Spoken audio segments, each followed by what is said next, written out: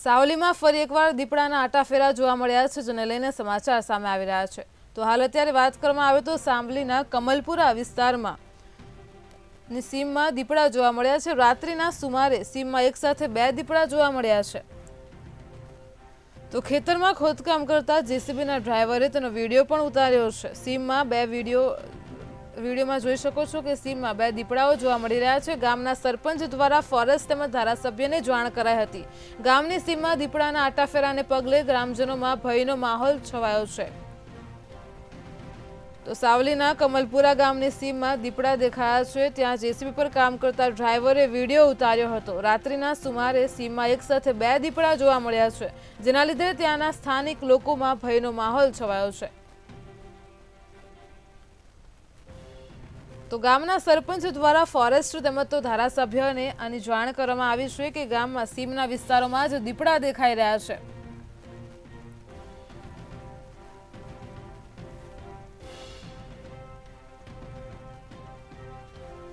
તો આજ મુદ્દે અમારી સાથે સંવાદદાતા અંકિત જોડાઈ ગયા છે। તો જી અંકિત, જેવી રીતે વાત કરવામાં આવે તો સાવલીમાં સીમમાં 2 દીપડા દેખાયા છે, શું છે સમગ્ર વિગત?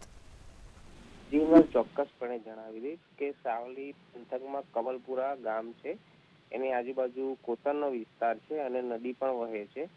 તો સાવલીમાં પહેલી વખત બન્યો બનાવ છે કે સાંજના સુમારમાં જેસીબીના જે ડ્રાઈવર છે એ ખોદકામ કરતો હતો અને એને 2 દીપડા દેખાવામાં આવ્યા છે, અને જેને લઈને કમલપુરા ગામની આજુબાજુના જે રહીશો છે અને ગામ લોકો ખોફના માહોલમાં આવી ગયા છે।